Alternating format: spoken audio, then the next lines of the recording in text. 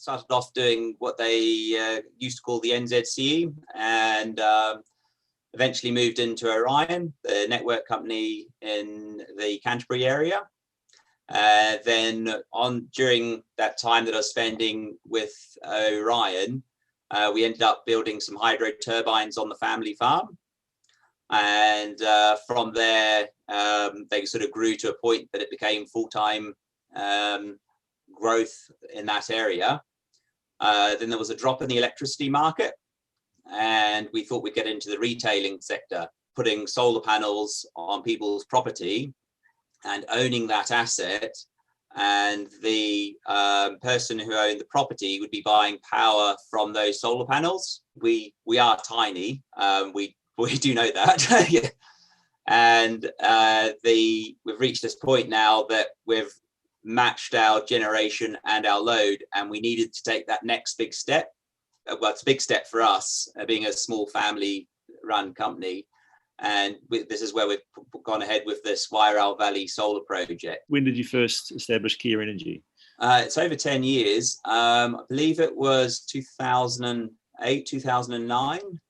Somewhere around about there. And that's, I just remember that date because when I go into our first turbine, it's got a beautiful name plaque on it of the year it was manufactured. But it sounds like you've always had a retail focus as well, and the establishment of rooftop PPA models, that long ago was pretty innovative in the market, right? Yes, yeah, we were very early on with the PPA models. They were, I think our oldest one there is about 6 or 7 years old there.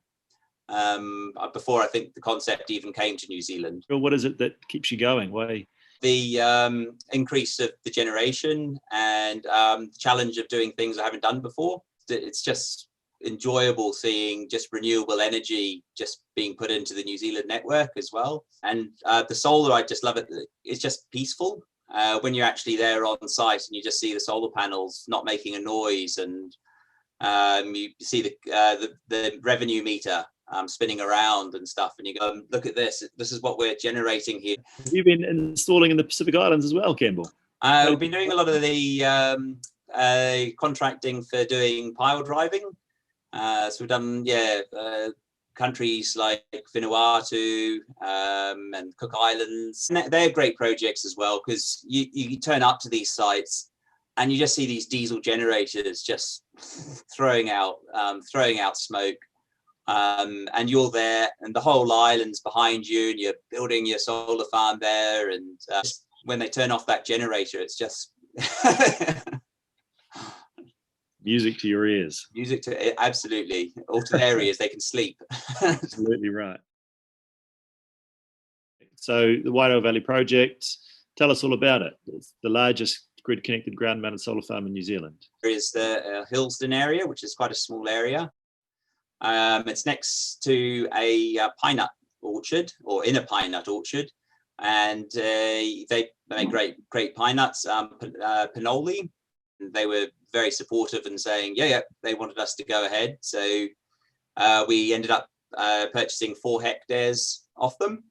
Then that 4 hectares equated to between 2 to 2.5 megawatts in there. That would be the ability on that amount of land. We decided to go with a utility scale solar inverter as well. There were a lot of benefits with it. So when we were connecting on to the Marlborough Lines network, we realized that, any network in New Zealand, that you need to be paying for your cable, your transformer, your MV protection, and all of that stuff comes with the utility solar inverter. So we were looking at the cost of all that gear, and the cost of the inverter and stuff, and also it was big, and big's quite fun.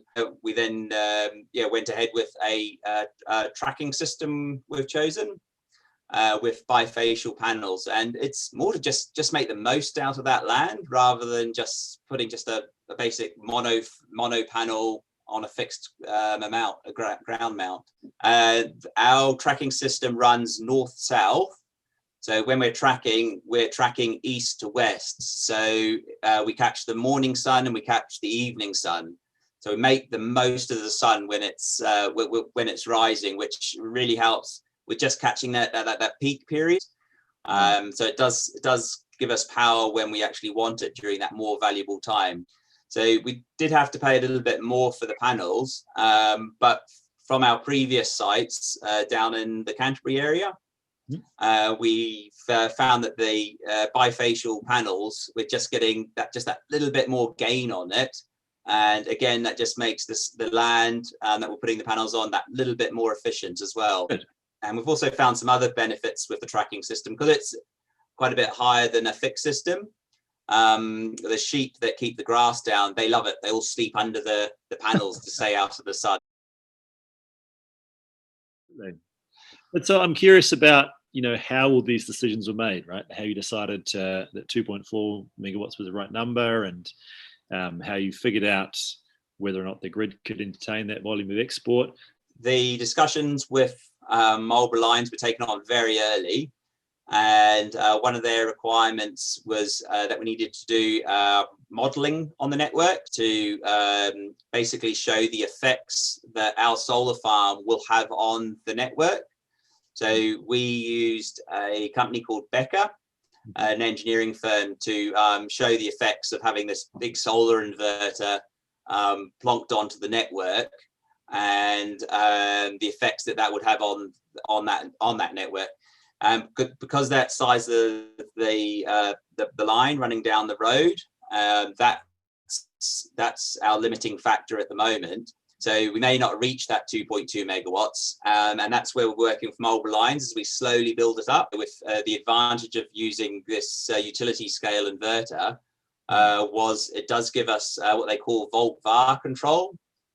And this volt-var control allows us to control the voltage leaving the solar farm. So we keep the voltage at the end of this power line that we're on within regulations, which gives, can, and I see that it does, gives the network more stability. Everything is always a little bit, more time consuming when done for the first time, and this has never been done in New Zealand, right? So nowhere in New Zealand not that had to work through this sort of problem. Yeah, not that we're aware of. There's the little solar farms we've got scattered through Canterbury are ranging between 50 to 100 kilowatts, and and they're a very different species than something of this scale here. So there wasn't really any standard, so to say, that we could go, oh, what have they done over here? So one of our side companies is a company called Crypto Curry Club.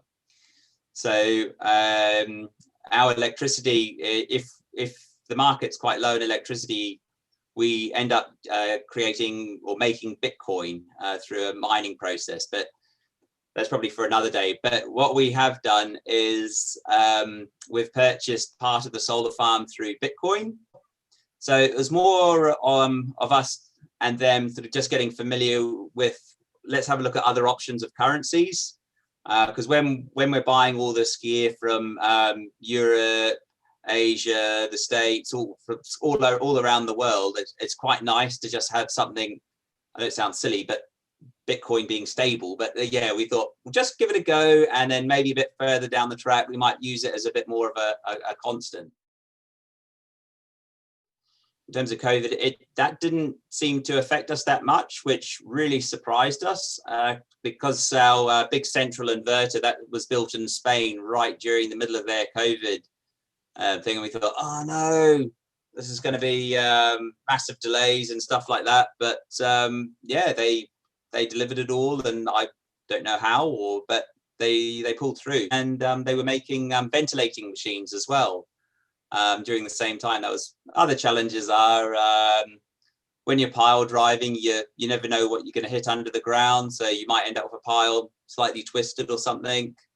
When you haven't put together that system, you spend time, right, let's get the first row right, and you're making sure every bolt, nuts, all in the right place. So you're learning about how to build that sort of tracking system. My learning curve has been exponential on this project, which surprised me because I was envisaging doing our little solar farms here, the little 50, 100 kilowatt sites that, it's easy, just that, and then make it 10 times bigger or 20 times bigger. But no, it wasn't quite that simple. And we've learned that. So when we move on to other projects, the process for us would be just that little more simpler, because we've had that initial learning curve, which from what we know, there's not many people in New Zealand, if any, with that experience on building in utility scale solar inverters, solar farms in New Zealand. Yeah. We've got a few sites that we've been eyeing up, but we haven't gone to the point that we've approached any of the landowners yet about that. Yeah, we'd like to, for our next project, even look at sort of something quite a bit larger, sort of that 10, 20 megawatt size.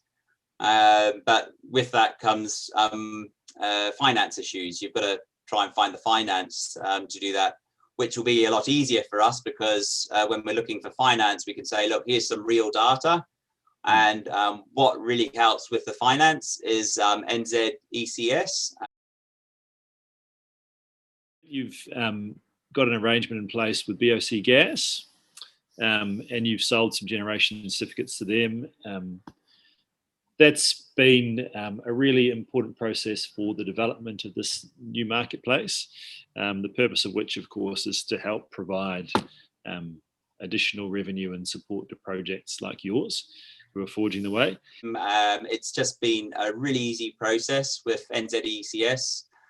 So the fact that you were able to find a supplier, us, and the demand there with BOC was it was just such a relief, that we don't need to go to the market, we don't need to go and find out how it all works and stuff.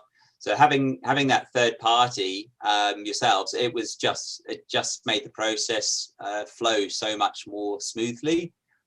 And then seeing BOC just doing green hydrogen, and BOC being such a big company, and them choosing to use us made us feel quite special. Having renewable energy certificates for Kea Energy and for other projects, it just helps with finance that little bit more.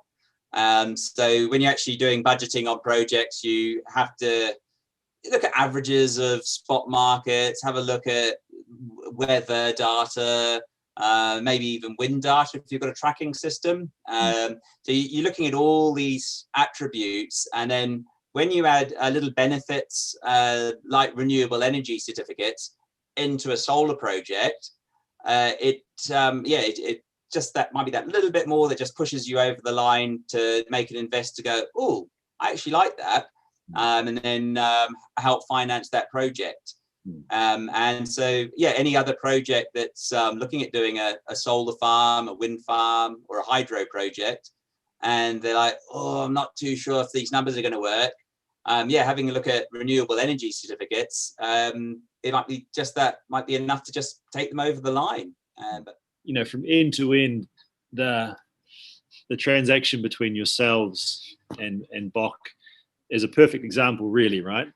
You guys embody the aspects of renewable generation that, you know, we try and support. You have aspects of your projects that really differentiate yourselves from other generators in New Zealand. You know, from the region, family business, all those good things. That just, and so that was what BOC was looking for when they wanted to purchase those renewable energy certificates from you. And of course, you know, as you say, the fact that they want to use those for, again, an innovative low carbon energy product rounds out the story, right? Oh, absolutely. It just, it does. And it's a good story for them and for us.